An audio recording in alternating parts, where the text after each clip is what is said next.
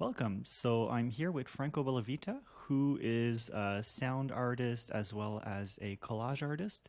And as part of the show with Lucas Aguirre, he's doing the soundscape and he did sound recording for the piece. So we're going to have a very casual artist to artist, or I guess artist to curator chat and just learn more about Franco and see, basically have coffee together and see where that goes. So thanks so much for joining me, Franco. Really happy to have you here. Oh, thanks so much for having me. It's really great to be able to share some words. Nice. So yeah, you're here mainly because we crossed paths through the work of Lucas Aguirre, for which you helped him do the VR experience, specifically the soundscape. So let's maybe take a step back and can you tell me a little bit about your path as an artist, whether it's the sound or the collage, or how you came here, how you got here? Yeah, sure. So my career with arts, it started when I was 15 and I started playing bass guitar. I was really into music. I always been a huge music fan. So, and in the beginning I would be into jazz and about instruments and all that stuff. And then when I was 20, I suddenly got really into like computer making music and like just finding new ways with sound.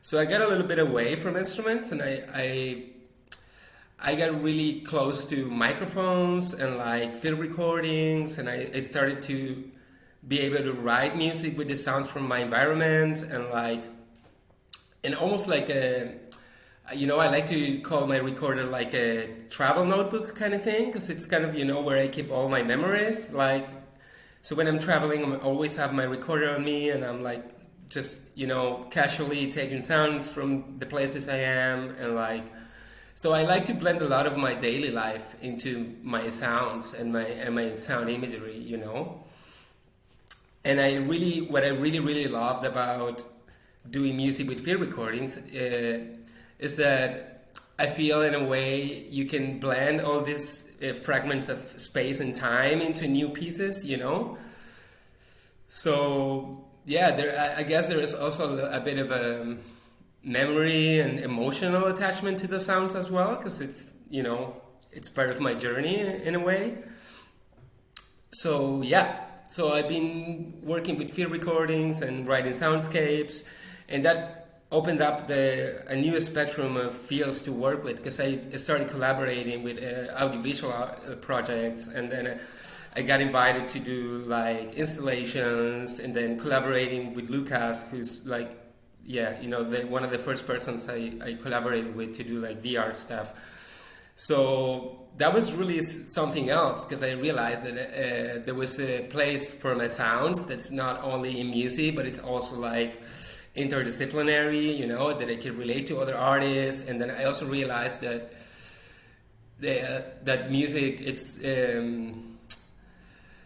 pretty visual thing, like when you're hearing music, it's like you get all these images coming, and I realized that there's a lot of like power when you combine music and image and all the things, it's so like it integrates pretty well. So that's my career for music. And then on the side, I was also starting to do collage around 2013. But it wasn't until 2015 that I got like really serious about it, and I started really devoting my time in it. And what I realized also when I started doing visual collage is that I always loved collage as a medium, because like even though when I'm writing soundscapes, I'm basically just like cutting little pieces and putting them back together, So I would say I really like collage as a medium to express, and same for music and for visual stuff. It's always been my way to produce, just grabbing things, putting back together, cutting up, chopping, like that's the way I like to, tell stories. Nice. And you mentioned, I think you mentioned that you kind of got into sound recording equipment. Are you talking about like older equipment, or is it just like nerdy tech stuff, or what is it that, what's your arsenal?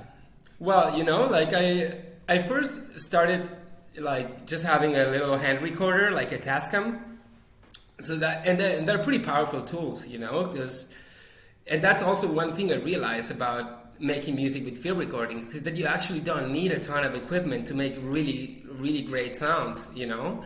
So I started just having like a hand recorder, which was really good because I could just like turn it on wherever I was, and it was something easy to carry on with me and stuff. And the more I got into making music with recordings, then I thought, okay, I'll get some microphones. So I do have a condenser microphone. It's just a Rhodes. It's a really good one. And then I also got into like finding like microphones that can record like more interior sounds, like hydrophones, for example, like stuff you can put inside water and like things like that. So yeah, that's pretty awesome. Hydrophones are so cool. But I would say for the most part, like my setup is not like super touchy, like super high end, you know, and that's something I like about it, is that you can do a lot with not so many, you know, tools. So in a way, I like to keep it simple, you know. I like to be able to tell stories without having a crazy amount of gear, you know. Especially because also when I'm traveling, I don't want to carry around a lot of stuff, you know. Like already having my headphones and my recording and a mic, it's already, you know, it's okay, you know. Nice. What's your favorite headphone? Or what did you ever treat yourself with some headphones or? Yeah, I do.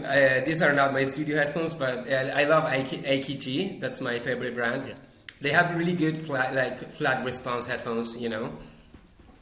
Yeah. I got a pair within hand reach with some new leather pads. Oh, those are great. That was my first pair of headphones. Those are awesome. Those are great for monitoring. They're really flat and they have really clear sound. It's pretty good. Yeah, I love AKG. Yeah. And actually, you mentioned the kind of underwater microphone. Do you have any other kind of weird microphones like that, or can you tell me more about this underwater microphone? I've never heard about this, but obviously exists. Yeah, they do, and like, you know, they have been used for mostly like research for like biologists and stuff like that, because, you know, they'll just go underwater to record the sound from whales and other stuff that's going on down there. And it's pretty simple, you know. It's basically like it's like a contact microphone inside like a rubber thing, you know. Contact microphones are basically just acting by sound not hitting the microphone by the air, but like by, you know, contact basically. So like, yeah, and this is really nice because you can just like put it in down there and like see what's going on, and like, and it's really nice how bubbles are coming when they're recorded underwater, because you also have the acoustics of the medium, which is water, and it's pretty rich, you know, like sound travels so much inside water. So like it's a really nice tool, and that's the only like weird microphone I have, but I was really into getting like one of these. It's almost like an antenna, you know, because like you can record like electromagnetic waveforms and stuff.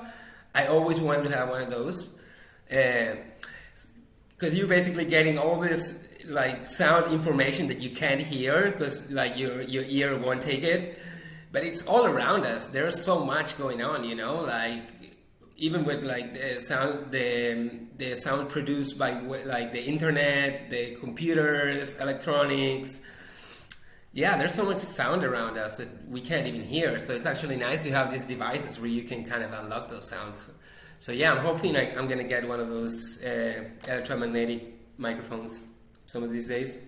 Very nice. And I'm kind of fascinated by this underwater microphone. Like, have you gone to some weird places to record with it? Or like, you know, do you do like weird setups in your bathtub? Or like, what are you doing with this? Where are you going? Well, you know, I got this microphone when I was traveling in Asia, so it was away for 6 months. So I went to India, Vietnam, Cambodia, Laos, like all these countries. And it was great to have it there, because I would be just like sitting in a boat in the lake or in the river or somewhere, and I would just like pop my microphone out, get some sounds. I also like to use it in waterfalls a lot. If you get it really close to a waterfall, and you will get the sounds that are happening when the water is coming in. So yeah, and you know, that's the fun thing about it also, is that that's something you can have on your back with you, and it doesn't take a lot of space, and there's so much you can do with it. And yeah, and I find it really interesting that it could be like I told you, like a little travel note kind of thing for me, because then I'll look back into those recordings and I'll remember all these amazing places I've been to, and like, so I think there is so much of that, you know, memories connection to the experience of recording, you know, and then yeah, and then how everything blends after, like, it's just amazing. I really love it, and you know what I really like about it, like, I think from my experience, when some of the people my friends are here listening to my music and they're hearing these recordings, it triggers memories in them about things they relate to those sounds in a way, you know. So for example, like I had a track where I recorded like the sound of the rain inside the tent, you know, when you're sleeping in a camping tent and the drops are falling in the roof. It's a really distinct sound, right?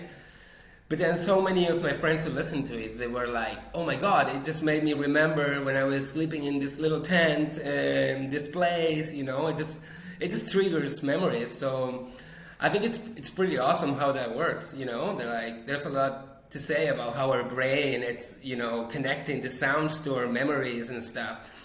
And, you know, and it's interesting because it's just my point of view of something, and it's triggering like everybody else's memories on stuff. So I think that's really powerful, you know. Yeah, people tend to project their expectations, I guess, on art, especially when it's a little bit abstract. Like, I'll do abstract painting, and people are like, "I see, you know, a person delivering pizza." I'm like, "Okay, whatever." Like, yeah, whatever it's else on my you want. attention. Yeah. Yeah, it's like I'll just give you a blurry picture, and you project whatever you want on it, and we'll all agree.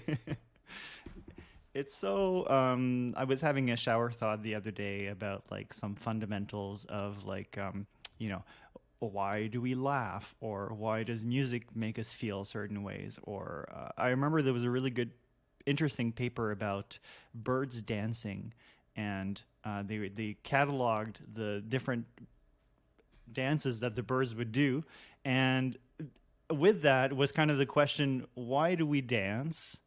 And they were kind of trying to crack that question, and I think it was like and I may be completely wrong, but it was something like we get pleasure when we can kind of not estimate, but like it's like if you hear a talk talk talk talk and you do a movement of talk talk talk talk with your body, you kind of feel pleasure as if you were the one creating that movement in a way. I'm not sure if it's like about a sense of control, but it was just Yeah, like, it's like, but I like that question, right? Like, why do we dance? Why does a certain piano make us feel sad or energized or melancholic? And when it goes into, you know, hearing the rainfall on a tent, I can understand that a bit more because it's literally kind of like two things that were tied together in our brain. But when it just comes to music, it's so much more abstract. So I don't know if you have any insight on this very long-term question. Why do we dance? Why do we feel? Why do we feel? Well, you know, like it makes me think about a book that I was reading a bit ago about the bird. Like, it's funny because the title of the book is "Why Birds Sing," and it's a really interesting approach on like, because you know we tend to think that like birds are singing because they want to reproduce, because they want to communicate with each other, etc., etc. You know, all the biologist point of view, like very scientific and pragmatic, and you know. But then there's this guy who studied birds for years, and he's also a trained musician, though. So yeah, so he started thinking, you know, maybe birds are singing because they love to sing because it gives them pleasure. You know, it's not just a survival instinct, you know. And so, yeah, I think it's good to ask yourself this type of questions, like, yeah, especially with arts, you know, like, because, you know, a lot of times people are really trying to express something with what they're doing, you know, they're being very, like, literal about things sometimes, but there's also, like, something really fantastic when you can you know, like you say, just let the person project what's going on with how they receive what you're giving them, you know. And with sounds, that's like, it's really powerful, you know. I think it really is powerful, because like, even like, I feel like sometimes sound is more visual than image, you know, because like if you're listening to sounds and you're closing your eyes, it's so evocative, you know, like you're for sure gonna go somewhere, you know. And I think the interesting thing about it is that you're not just watching something, you know. There's a lot of going on inside you that would create these images, you know, just out of hearing, you know. Like sound tells a lot by itself, I think. And from my experience, like working, especially I notice it working with recordings, like there's so much storytelling behind like daily life sounds and like things we can relate to, and like I find that really interesting to play with that, you know. Like I said before, like I just love the idea that like people will have their memories being triggered by sounds, you know. Like I love that. Yeah, birds and singing. Actually, I was bird sitting for Sebastian's. Sebastian lives with his partner as well, so I was bird sitting for her birds and I guess his roommates. He has 3 bird roommates, and they're absolutely insane. They'll just sing all day and fight, and you know, you have to let them out of their cage, and they definitely have a lot of personality. And I went there for like 4 hours, well, 2 days in a row, and one time I stayed longer than the others. It was funny, like I put on some Spotify bird music of like sound recordings in the jungle and stuff like that, and different birds, and like also just relaxing bird music in general. I was kind of like play testing to see how they would react, but it was just fascinating. Like they would stop when they heard the other birds, and yeah, it was just really funny. Now, ever since then, I keep getting recommendations for like music to go to sleep and bird recordings in Spotify. It was worth it. I'm curious.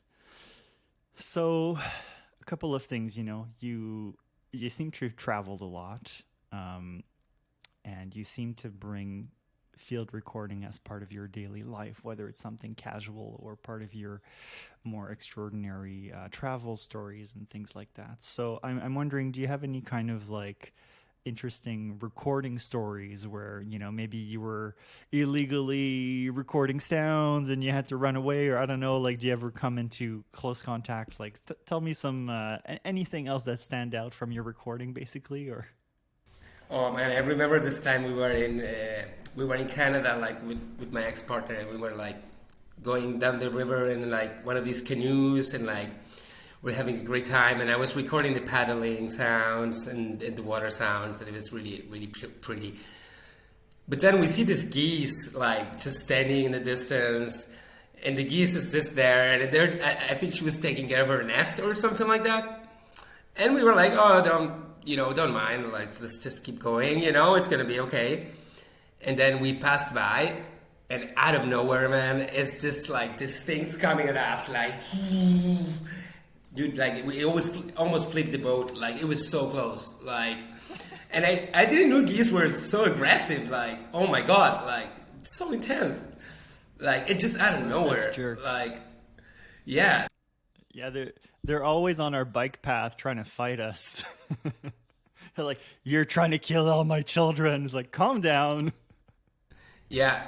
So, yeah, and I have many stories like that, just like getting into, you know, it's really weird because sometimes like when let's say I go somewhere in nature and I wanna do recordings, like sometimes I'll just get up at like 6 a.m, get out of my tent, you know, like just have a good coffee and just go in nature and just sit there and listen, and like, and that's something I really love about doing recordings, is that like it gives you it kind of educates how you listen to, you know, like it makes you be more attentive, you know, like it makes you be more present, and like I really, really, really love that aspect of it, because I realized the way I'm listening changed since I started doing field recordings, and it made me more aware about the sounds around me, and like it made me more curious also to find new sounds that I like, and like just like, and I think it's really nice to engage with the active listening in an active way, and like not just all this stuff's coming through you, like, because there's so much around us, and like, and we tend to be overwhelmed, by image, by information, by a lot of things, so being able to like put your attention into something and just sit there and like and be there, I think it's a good exercise, Nice. It's also a great reason to tell. It's a great excuse to tell people to be quiet. So how do you manage all of these sounds? If you're recording often, if you're recording casual things, is it the way that you name the files? Like, how do you remember there was a particular bell on October 21st, 2018 that you need to go get, So what I tend to do is like when I'm going to go outside and I know that I'm going to take my recorder with me and I'm going to do something with it, I make a new folder every time. Otherwise, it just gets super messy, Like at the beginning, I wouldn't organize my files. So it will be then a lot of stuff that I have to go through and a lot of like tests also. And like, so for organizing these days, what I do is like, I will maybe at the beginning of the take, I'll say some reference, I'll just say, I don't know, river, take one, blah, blah, blah, So that's kind of a good way to organize stuff. And then, of course, I have to do a lot of work after and then going back to my computer and downloading everything and checking it out and like picking up which sounds I'm going to maybe use in the future or not. And then, and it's a nice process, because like you also get to listen to everything again, and then it's like you're almost there, you're just closing your eyes and you're like, oh wow, like it feels real. That's really nice. So I like that part also. Like from time to time, I'm going back to old material and old recordings and stuff, and it just takes me there. And I love that. I love that I can go back to those moments just by listening, Yeah. Now that I hear myself, like, I'm thinking I must be a pretty nostalgic guy, I guess, in a way. Like, I like nostalgia. I like, remembering things. I think it's like, as artists, we leave traces, and it's okay to look back at those traces. Yeah, totally.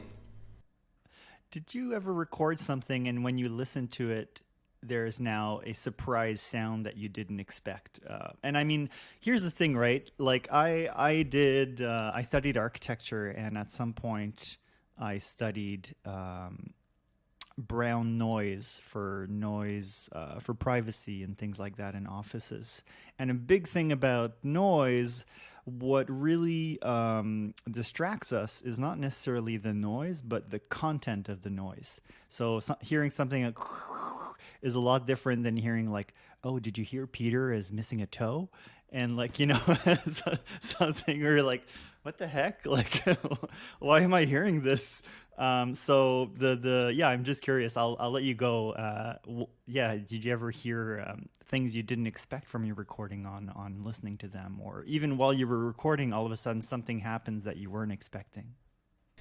Yeah, that happens all the time, and that's the interesting thing about checking the recordings later on, because like once you're in there, like there's so much going on, and the headphones are pretty immersive, so like you're getting a lot of sounds coming in.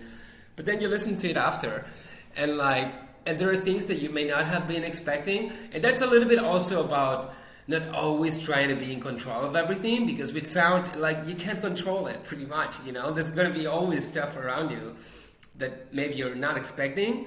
But what I like about it is that a lot of times that works pretty well in ways that I wasn't even planning, you know? And it could be just something random, like maybe, I don't know, like maybe a car passed by and it made this like Doppel effect, like it made like a panning or something. And then, yeah, maybe if you listen to that sound without anything else, yeah, you can easily recognize, oh, that's a car passing by. But then if you're blending that into other sounds, it all connects and blends in really unexpected ways. And even like, for example, like, so I used to get a bit annoyed sometimes when I was recording and then someone will start talking or something around and they will get into the recording and I'll be like, oh, you know, like, but then I also found that it's really nice. I mean, maybe because like most of the times that I like when that happens is I don't understand the language at all, so I don't know what they're actually saying. But a lot of the times that I was recording in Asia, like, you know, like just the people talking in their language in the back and like, just like these little whispers and like little words and stuff's coming in. And just from an aesthetic point of view, when I'm listening to it, I'm like, this is fucking cool. Like, I love this, you know?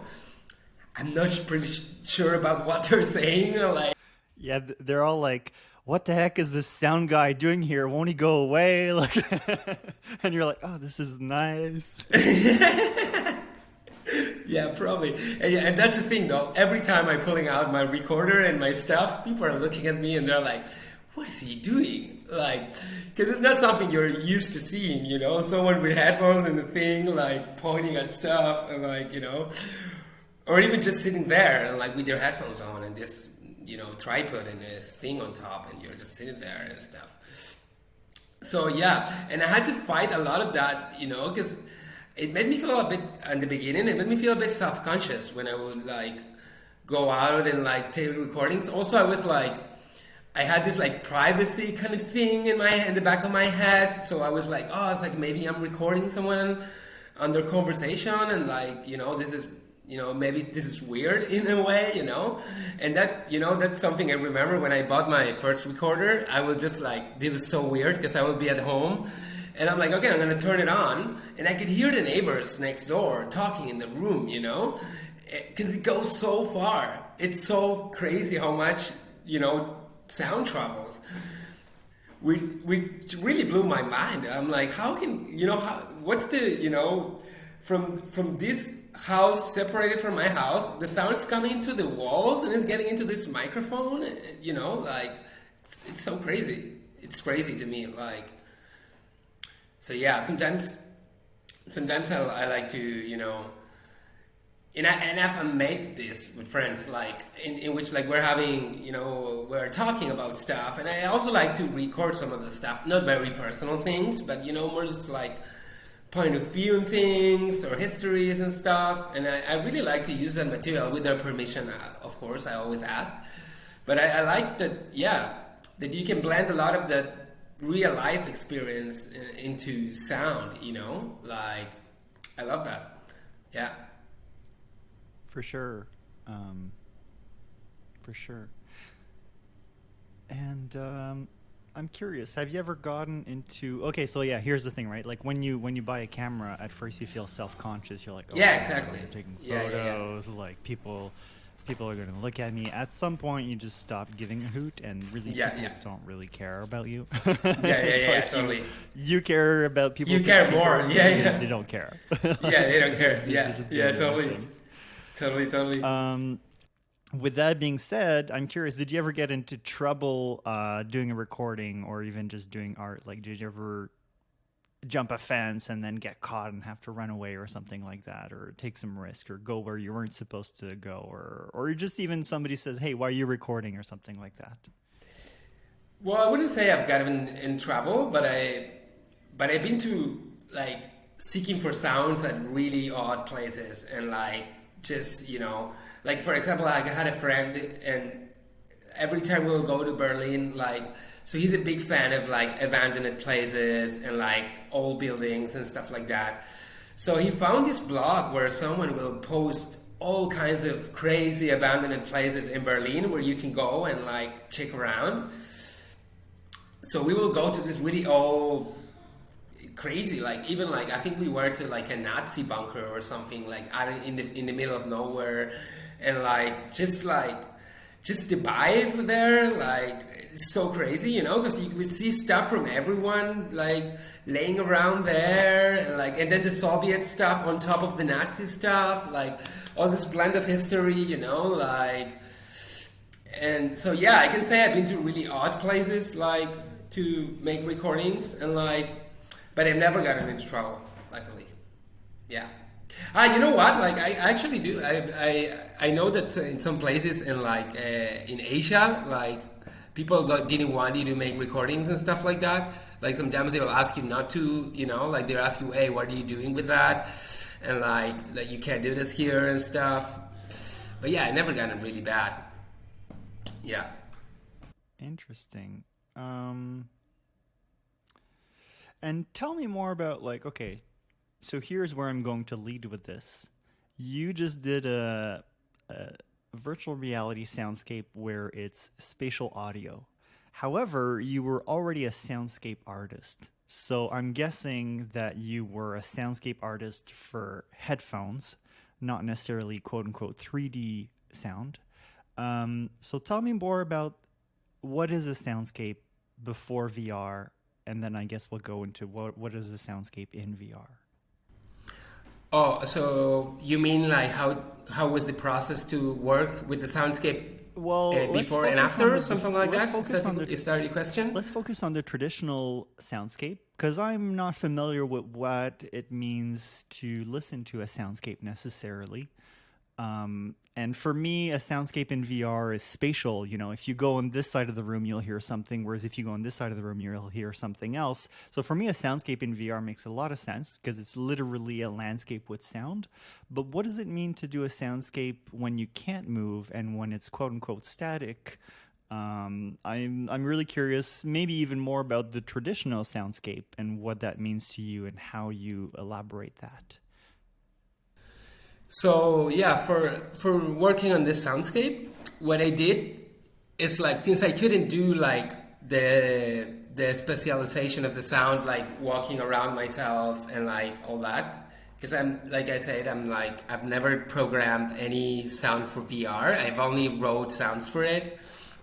So what I try to do is so I picture I was having a little journey in the room, you know. So I imagine myself, okay, this is what's gonna happen when I put my headphones on, because you know, a lot of my music, it's basically storytelling, you know. It's just trying to find a way to with the sounds create a journey, you know. It's always been about the journey for me with music. So so what I try to do is okay, I'm gonna imagine I'm just getting into the experience and putting my headphones on and doing a little walk around the sculpture, and so I try to figure myself how I wanted that journey to be, you know. What would you hear when you're going in the left? What would you hear when you're going in the back? So yeah, I made kind of a mental image on my head about, you know, what I like to be sounding as I'm moving around. And it's really cool because you can you can really make some sounds going only in the left side, only in the right. You can have pannings moving.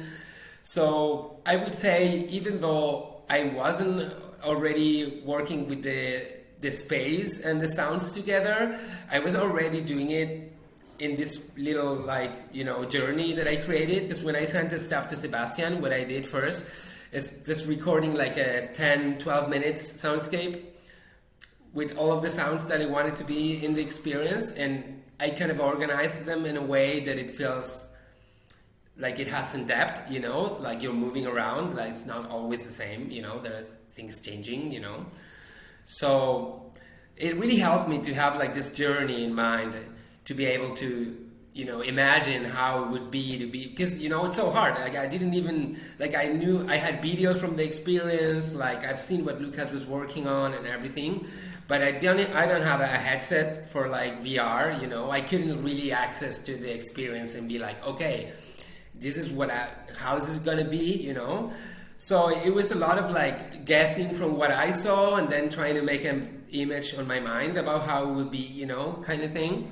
And that's the interesting thing, because I think it worked pretty well, you know, like when I saw the final stuff and how Sebastian was like, you know, programming everything, I was like pretty surprised that, you know, being so far from each other and like we could still, you know, create collaborative pieces that are still, you know, it was pretty tight. Like, you know, with Lucas we were talking and he's like I think we really nailed it with the sound, you know, like this is, you know, this is how it should be. And like, and I was so happy, you know, that like being so far away from each other, we can still, you know, make things work and like blend into each other and like.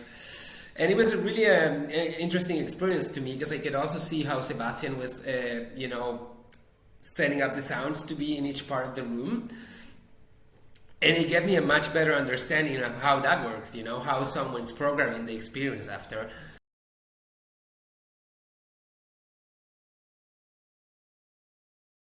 So to take a few steps back, Franco and Lucas are in Argentina, and obviously there's a COVID pandemic in the world. And so they're not here in Montreal at the art gallery setting up the show. They've been collaborating with Sebastian Miller Criotti, the artist, who's also another VR artist. And he's been basically assembling the VR experience, including the soundscape from Franco. And it was really you know, funny and nice to see the level of dedication of Sebastian. Like on the day before the opening, he had his computer set up in the gallery to do the live build, and he was having a meeting with Franco and Lucas live in the VR headset, walking around the room, trying to give him a sense of what the sound was as they were traversing the room. To give a little bit more background on, you know, what is the sound from the way that Sebastian explained it to me, and what is the soundscape for the piece for Lucas. So basically, when you arrive in the piece from Lucas, well, first off, the sculpture from Lucas is extremely dramatic. It's this kind of a giant lady who's like, you know, 10 times the regular size of a human. He kind of names it like a King Kong, quote unquote, busting through the wall and through the floor. And so you have this extremely dramatic entrance. For the entrance, what you did, Franco, if I'm not mistaken, is you did a more meditative sound of Tibetan bowls. And as you go closer to the as you move into the sculpture, as you move into this character and this explosion through the wall, as you get closer to it, there's more of a more chaotic sound that starts coming in, almost not aggressive, but more chaotic, as well as sounds of water, waves. And it's interesting because the sound of water, even though the sculpture from Lucas is flowy and watery, it's not water. But people are walking through the sculpture, and because of the sound of water, they're like, oh, I'm in the waves. And so the sound kind of, I think, imbued the sculpture with a different quality in that sense. Can you, I mean, that was my interpretation of the soundscape. Can you add some depth to that, or did I miss something or get something wrong? No, that's really good what you said, and I can maybe add some things about it. So what I was trying to do with the sound for this particular piece, because we were talking with Lucas, and we didn't want the sound to like be overwhelming, you know, to have too much tension or anything, you know, just to be too much, to drive the experience somewhere else. So we wanted to be a companion for the sculpture, you know, almost as they're part of the same thing. And what I really like about the result of what we did is that it creates some sense of like, as if you're going inside a temple, you know, like this quietness, and it kind of makes you be really present, you know. What I wanted to do with the sound is just to help people to be present, to be able to explore the experience, you know. And then I wanted to have some tension on it, but just enough, you know, that you're not overwhelmed, that you could be there for a while and it wouldn't be too much, you know. And then what I like about the way I treated sound also is that like even though you can tell that some of the sounds, yeah, there's wind, there's waves, there's water sounds, but something I really like is that I find that with field recordings you can work them out in a way that like the distinction between organic and digital, it can get pretty blurry, you know, like, and I like to play around that stuff. Like I like how maybe you can tell it's a wind sound, but it could be something else, you know, like, and it gives a lot of room to like personal interpretation, you know. So I like that. I like that balance of like, yeah, having a lot of organic sounds that are, you know, yeah, where the line it's blurry between organic and digital, you know. I like to play around that. Of course, there is a lot of processing on top of. It's not just the sounds coming straight in, you know. There is some like post-production process behind it and stuff, but yeah, and you know, I really like the word that Lucas used to describe it. He described it as an ecosystem, you know, and it really is, right? Like when you're getting into this experience, like it's totally an ecosystem, absolutely. you know. And I mean, I've never really integrated sound yet into my VR experiences, but I love that ever since a couple years now, you know, VR is kind of still early. And at some point it was like, how do we do spatial sound? And then, I don't know, 3, 4, 5 years ago, Oculus and all these companies, they just said, hey, if you put a sound source, we're going to take care of the spatial aspect of it. And, you know, when you turn around, when you get closer and further away, it's going to basically just sound natural. So it's actually quite easy now to do really good spatial audio. You can even have moving sounds, you know, so it's really nice what you can do in VR in terms of that. I'm curious, can you tell me more about the sounds you use for the exposition by Lucas? Where did they come from? Are there any stories to them? Anything about how you wanted to melt them together? Well, the sound for Lucas experience. So I like last year I bought one of these Tibetan singing bowls, and I was also like diving into learning about how to use them to like treat people and stuff, because they're really powerful tools for medicine, you know, like for ancient medicine, like Chinese medicine, and like there's also stuff from Ayurvedic medicine, and like also one of Tibetan culture. So like I was really diving into that type of sounds, and I think the singing bowl, you know, it has this ability to like really shut your mind off when you're hearing to it, you know. It's basically just it's really simple, you know. It's just like a humming sound oscillating, you know. So Lucas was really into that, you know. When I got the singing bowl, he was like, oh my god, this is like, we gotta use this, you know, this is really powerful. So like that was kind of the starting point, like, so yeah, we were like, okay, we gotta work with this. And then, and this is actually quite funny, because like, for example, Lucas, he sent me a preview of what he was working on, and there was some like wind sounds in the back from what he recorded, but I think it was like a sound from the software or something. And we didn't thought about having wind sounds till then. But then I hear it and I'm like, oh wow, like this really creates a lot of depth, you know, because like, and it makes you feel like you're in the middle of something, you know, like stuff is, you know, coming to you and going away. And I also like to play a lot with silence in between, you know. So I like when things are like coming and going, you know. And there's a lot of the sounds that have this like cyclic thing, you know. So for example, the sounds of the waves, the singing bowl, the wind, it's all pretty cyclic, you know. And I like how that connects, you know. And so you have these kind of Tibetan bowls at first. Now there's a kind of more almost aggressive, chaotic sound as you get closer to the sculpture, like a Yeah, those hissing sounds. Yeah, yeah, that's like modular synthesis, like So something you granulars and stuff created. like that. Because yeah, and I wanted to have some of those elements because there is already a lot of glitch going on in there, you know.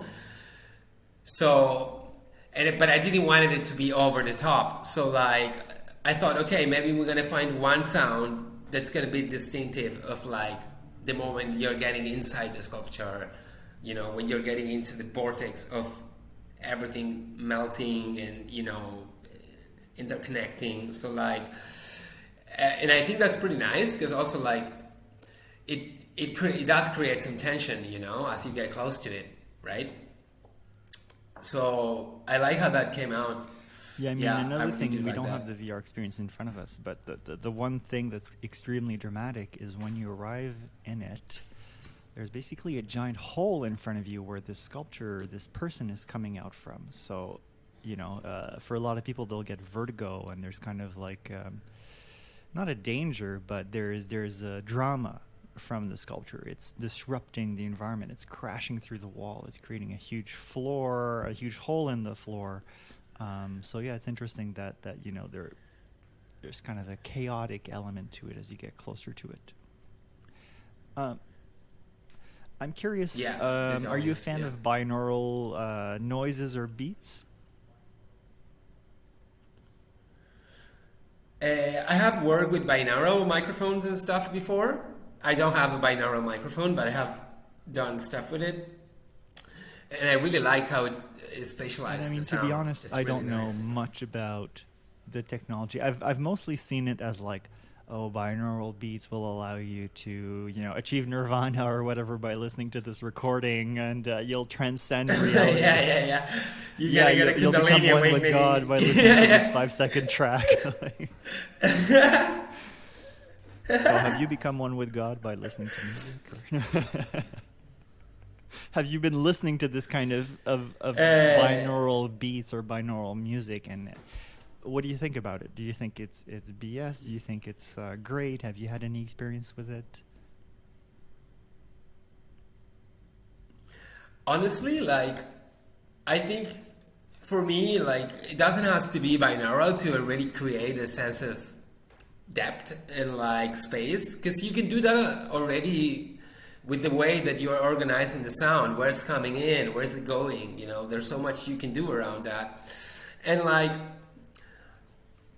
honestly, like, I don't know, because the times I work with binaural microphones, they were really low end stuff. Like, I wasn't using the most expensive equipment, because these days now you can also have like hand recorders that are recording binaural sounds. Like, just like a Tascam, you're just placing it like somewhere and it has the mics on top, and it's basically just recording in 360 degrees, so you get a really wide image of the sound. But honestly, like, I don't know, I had never been crazy about, I wanted to use the latest technology to be able to make my sound more realistic or spatial, or I think you can already do a lot of that without doing it from the go using binaural I think technology. there's You kind know of what I two mean? distinction. I think there's a technical distinction of a binaural just basically means both ears are being treated, or the sound is being split. Yeah. But then there's a whole Yeah, other yeah. kind of, Yeah. not pseudoscientific, but I guess pseudoscientific world of like these meditative binaural beats. Like if you go on YouTube and you look up binaural beats, it's like, these images of nirvana invoking type meditation. So I was just kind of curious if you've ever delved into that little world of not the technical aspect, but the, I guess you could say, spiritual aspect of binaural beats. I have not dwelled into that too much, but I can say I've already like have a little bit of that approach on my works, because like I tend to go to meditative places when I write my music. I like it to be a moment to unplug your mind and just just go somewhere else. And I realize that that's pretty powerful, because a lot of the people that I know that listen to my music and stuff, they often tell me that it really gave them a break from their day, you know, like I don't know, they were having a really busy day, and they were like, yeah, just like a lot of things going on, and then just by listening to my music, they were like, that was great, that, like I had a break, like I was somewhere else. And even for like, I remember Sebastian, like he told me that when he was working with the experience, he first listened to the soundscape I sent, like the journey that I made, and he was like grateful. He was like, "Oh, that was great," you know, because like it really took me somewhere else. Like it really helped me to cut with everything else I was doing before, and like just be there present, and like, so I certainly think there is some power to music for those states of, you know, contemplation, and like it can really take you somewhere, you know. Not sure it has to be binaural or not, but I think for sure music can be a place where you can just, you know, go and be present. And yeah, and I like that aspect of it. Nice. What's your couple questions about your sounds? Maybe the first one is there a sound or a recording that you go back to, whether it's to be more present or be less present, to relax or disconnect? Is there, you know, you probably have a little bit of a library of your favorite sounds, but is there one that comes to mind in particular? Yeah, definitely. So I have this recording from a temple in Vietnam where I was, and this temple had these towers, and there were like wind chimes hanging inside the towers, and they were huge wind chimes, and they're just like being played by the wind, and it's so calming and soothing to listen to that. So yeah, and I do have some sounds that I can remember, I can go back to if I want to get a little bit of that, you know, mindset. But yeah, but those Vietnamese bells were, oh my god, yeah, like I was recording for like half an hour or something. Like my ex-partner was like, okay, we gotta go, you know. Like I was just sitting there like, oh my god, this is like, I just want to be here all day. Reality. Leave me alone. I'm transcending time. Yeah. Yeah. Very nice. I mean, I create a lot of virtual yeah. reality architecture, and I'm very fascinated with the spiritual and the digital world melding together, and kind of this idea of like what makes a space spiritual, or what makes us transcend you know, our bodies or our existence even. So it's interesting that you seem to have found that in these recordings, and it makes me think that there needs to be more of a spatial aspect to my work as well. Is there a sound that is more controversial that you got, or, you know, more dramatic, or I don't know, is there a sound or something that you recorded at some point that's more like imbued with heavy emotions that, you know, maybe some people don't want it to go out, and it doesn't have to be personal, of course, but like, is there one of your recordings that's more controversial or imbued with some sort of drama or energy around it in that sense? Yeah, especially the recordings I made in India, like, oh my God, there's so much going on, because, you know, like the soundscape in India, it's just so intense. Like, there's so much going on, right? And whenever I get back to those recordings, it's just amazing, because, like, it really, and it is dramatic in a way, because there's so much information, it's all messy, it's all on top of each other. So yeah, I do like to have that as well, you know, like I tend to go to more soothing and calming sounds, and like nature sounds. I'm really into nature sounds. But then I also like the sound of chaos, and how you blend it in. It could be interesting, you know. For sure. Now, before you worked with virtual reality, we're talking about how spatial sound is, or spatial landscapes are easier now with virtual reality. How did you do spatial landscapes before virtual reality for headphones, or even, I don't know if you did installations or things like that? How did you how did you do it before, and how does that differ from doing it in virtual reality?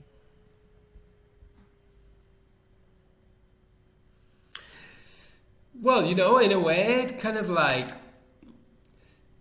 it was kind of blend together in a way, because like I was already when I'm writing my music, I like to have these little journeys in mind. It's almost like a movie for me, and so I try to imagine okay, someone's walking and it's going to this place and this is happening, and then it's moving to this other place and this is coming up, and so in a way it's funny how I didn't realize, but I already had this spatialized sound mindset already in my works, and I also tend to relate it a lot to what I do to cinema sound, because there is something cinematographic about it, I feel, on my works. So it was interesting to see that I can still, have some sort of idea of how I want the sound to be, when as you're moving around, and then seeing Sebastian placing the sounds and everything, it really gave a new sense to the experience, because like I said, I've never seen someone programming the sound for the VR, and it seemed to be pretty. I know that it requires a lot of knowledge to do it, but it also seemed pretty intuitive in a way, because you are basically just setting up markers in places in the room, and then you're playing around with that. So it really opened up for a lot of new possibilities to me. I was like, okay, this is not as complicated as I thought it was going to be. I was kind of almost I was kind of worried about if it was going to work or not, because I was like, oh, I've never done this in such depth, I did sound for videos, I had my music playing in some places as an installation or something, but just to have it as a part of an interactive experience where the user is also engaging with it, and how is this going to work, it was pretty cool. And then again, it really it made me feel less overwhelmed about it. I'm like, okay, this is not, it's not so complex, There's already a lot of software that's doing a lot of the hard work to, make all these It's mostly a matter of having different recordings, and then you can place them into space. And it sounds to me exactly, yeah. The way that you were doing your sound fields before is you were basically almost assuming a movement, assuming a storyline, assuming that the character. It's like you were saying, hey, you got one person walking from point A to point B. What's going to happen in that story? What's that path? Whereas now you're kind of in VR, in spatial landscapes, you're waiting for the person to do those movements, and when they do those movements, the sounds will be there to greet them. And you're right. Yeah. You're right regarding spatial audio. Totally. It is really not that hard. It's mostly a matter of splitting your sounds. So, I work with some people that do performances, and I just told them, instead of making one master track, just record everybody on a different track, and then you can place the audio where that person is in VR or AR, and as the people move, you'll be able to move the sound. Same thing if you want to have the drums be represented by a moving star that moves around the character or whatever, just make sure there's a different track. In this case, thankfully, there's not really any movement, so I think there's... it's not like everybody can have a VR headset and start developing today, because there is a cost, obviously. But once you get over that cost, the potential for soundscapes with VR is quite huge. And and I think it hasn't been exploited so much yet, and that's what we were talking about with Lucas.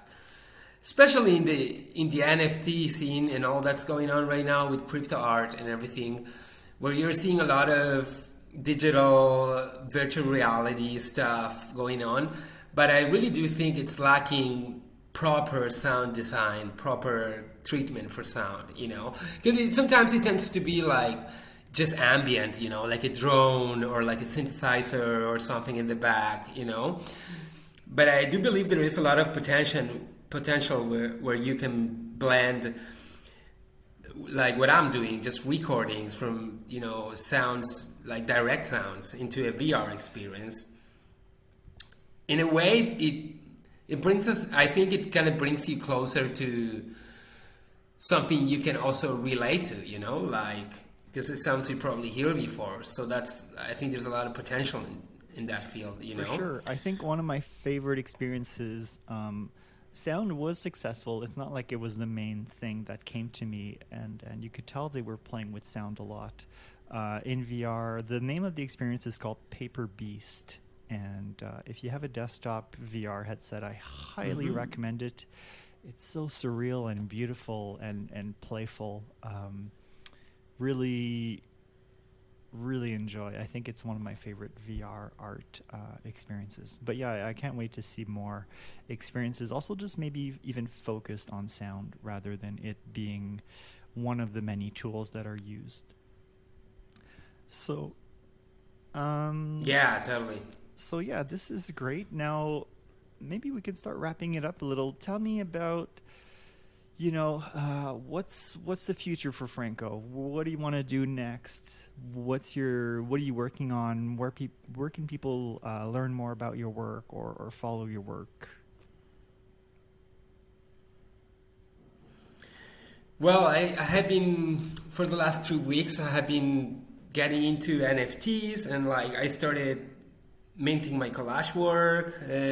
My works are on Foundation, also Higet Nunc. So I've been going a little crazy on this word because I'm going in and it's just a rabbit hole, I feel like I'm going down the rabbit hole.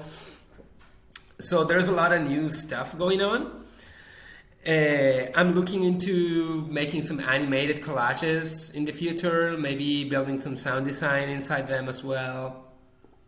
Like, I'm actually really excited about that.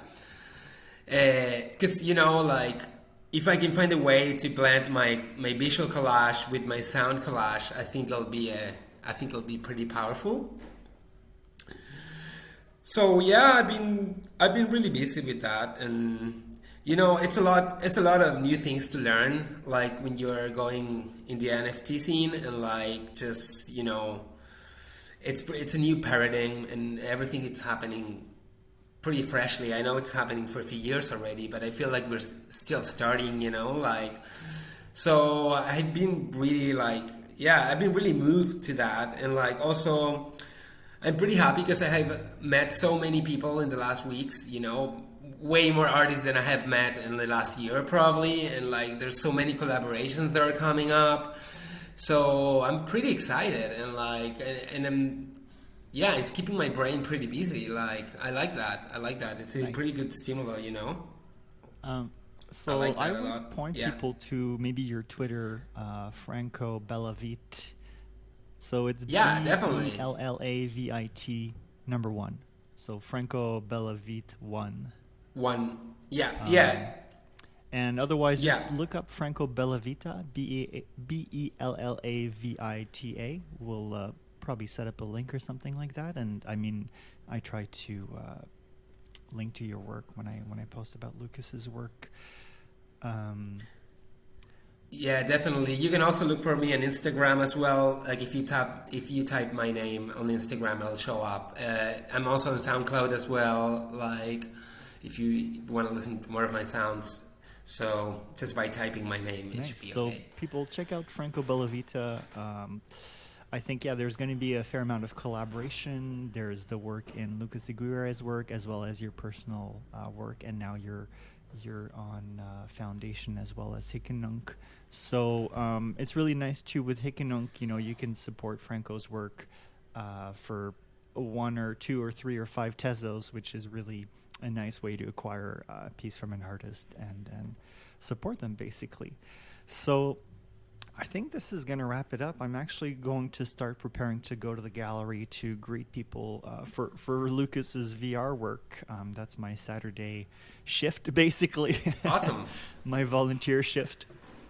Yeah. And, so yeah, and people have been really enjoying your work. Like, you can tell You can kind of tell when they're exploring the work for the VR and when they're exploring the work for the audio, and when they're doing both. It's so interesting seeing like people's body language, and you're like, you know, if they move their head, you can tell more it's something visual that attracted them, whereas sometimes you can tell that they're really just listening and their heads are not really moving. They're walking around, but you can tell they're in listening mode, and they're trying to scrape as much information about the audio landscape as they possibly can, as they can possibly explore, basically. So it's really nice to see that depth of audio. It's something we've not really addressed yet, and it's tricky, right? Because for a lot of people, it's their first time in VR, so you don't really want to immerse them of 100%. You still have to. They still have to know that somebody is there with them. It's safe. And they're not cut off from the world. So totally. It's been a really nice balance of like half cut off, but not cut off. And so I really appreciate the depth that you've brought into the experience. Oh, thanks so much. Yeah, I think it came out pretty well. And I think it blended pretty well also because like, I think of Lucas like sculpture as some sort of like spiritual entity, you know, in a way. That's how I kind of, you know, felt it when I saw it. And there is some stillness to it, but there is also a lot of chaos. So I like how that works, you know, and how that blends. And I think I try to do the same with sound in a way, you know. I think it was very, very successful. Before we end the interview, do you mind trying to turn off your camera so people can stare at something else than me? Yeah. You can get a little bit of a glimpse of the artist. Give me a second. As we round things up. Where is it? Here. Camera. Yeah. So, well, thank you so much for joining me on this Saturday morning. And I really, really appreciate this conversation. I loved where it went. I haven't really talked about sound before, so I really, really appreciate it. Cool, man. Yeah, thanks for having me. It's great. I'm so happy to be part of this project. It really came out pretty well. Nice. Yeah, I'm so happy with it. All right, so people check out fantastic. Franco's work, and I'm sure we'll hear more about it soon. So have a great day, guys.